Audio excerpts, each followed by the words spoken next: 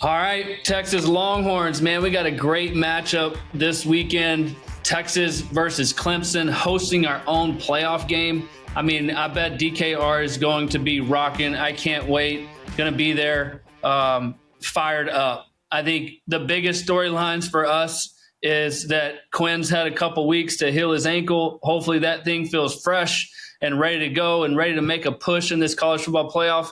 And then hopefully we get the Outland Trophy winner and Lombardi Trophy winner, Kelvin Banks, back at left tackle. I think that will be huge. We struggled running the football a little bit against Georgia in the SEC championship game, and I just think his presence on the field alone will be very beneficial for Quinn and very beneficial for us sort of getting some lean on Clemson's D-line going into this game. That will be a big story to watch. Hopefully he's healthy and prepared and ready to go. One of the biggest things I think that has been beneficial for Texas is this little 2-week bye we've had to get everyone healthy. Kelvin Banks, Quinn Ewers, this is going to be a tough stretch as you play Clemson. Hopefully you win that game. You go to the bowl game and you play Arizona State, and then you go right into a semifinal game. This is a big time sort of, everything's at stake. You want everybody as healthy as possible. That's why, for the teams that did get the bye, that's huge to just rest and fully recover from the season and then be able to be fresh going out there. But I think the 2 weeks has been very beneficial for our quarterback, and hopefully Quinn's feeling good, and he's got some good reps under his belt, here and there. I don't know how they've structured the preparation for this game, but from all indication, I think he's ready to roll, and that'll be huge against Clemson because, listen, Clemson's defense is okay, but at the end of the day, they forced 25 turnovers this year. And for them, they're plus 16 in the turnover margin. That is a sign of a very good football team that plays complementary football. You look at Cade Klubnik, on the other hand, he's thrown 33 touchdowns and only 5 picks. He's mobile. Texas has done well facing mobile quarterbacks, but I think the matchup to watch from this is that Texas has only given up 4 touchdowns passing all year. I mean, our secondary has played outstanding. I think it's a product of the front and the rush and the pressure that we put on opposing quarterbacks. But that will be something to watch in this game. Cade is, ability to move around. He's an athletic guy.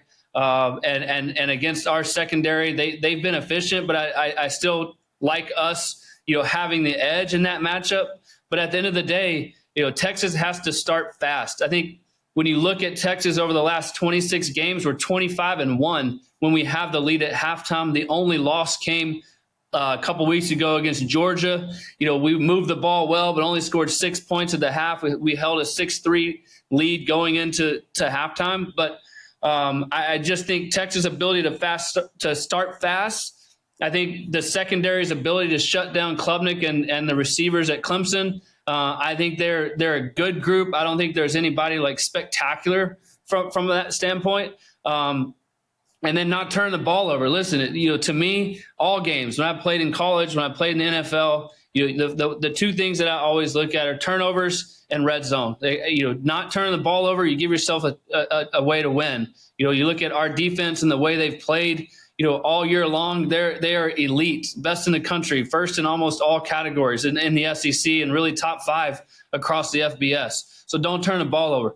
Figure out ways to score in the red zone. That's one area of improvement that Quinn has to grow in, especially as we get in this stretch of the college football playoff.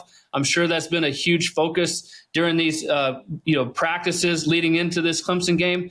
And I think if we can do those 2 things and not let Clemson play to their strength, which is forcing turnovers and not turning the ball over, I think we're going to be just fine. Listen, I think one of the X factors in this game is going to be Wisner and Blue. Our ability to run the football outside of, a couple weeks ago against Georgia has really been our strong point. Those guys are combined for almost 1,500 yards rushing, but also their ability to catch screens, little bubbles, little check downs, and turn, 2 or 3 yard passes into 15, 20-yard gains. They're both spectacular at that. And so getting those 2 guys going early in this game will be critical for Quinn, critical for this offense, because this offensive line is built to run the football. They've been dominant all year long. I think it opens up a lot in the passing game for Quinn and the receivers when you can take shots down the field and, your play action pass sort of comes alive. So I know Sark and I know this offense and I know their bread and butter, and that's being able to run the football. And Kirby Smart and the Georgia defense sort of took that away last week. I think bringing Kelvin Banks back is only going to help, us and have the ability to run the football, but that will be paramount for us, this week against Clemson. I don't think their defense is ready to really just stop us every drive. And so controlling the clock, running the football, staying ahead of the chains, letting that run game sort of open up everything for Quinn, and this passing attack that's what we do best. And so Wisner and Blue need to have a big game.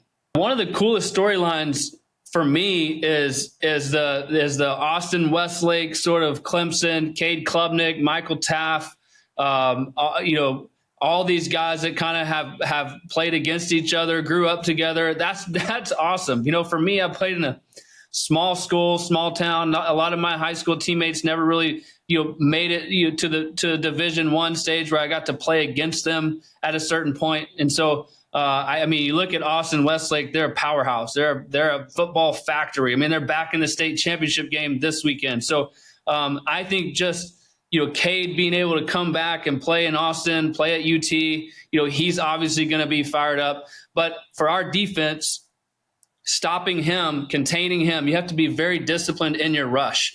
Cade's a guy that's going to go from 1 to 2, and then he's going to use his legs and try to make a play. So containing him, and you're not giving him rush lanes to really step up in the pocket and make a guy miss. And, a sack turns into like a 5 or 7 yard gain and a first down.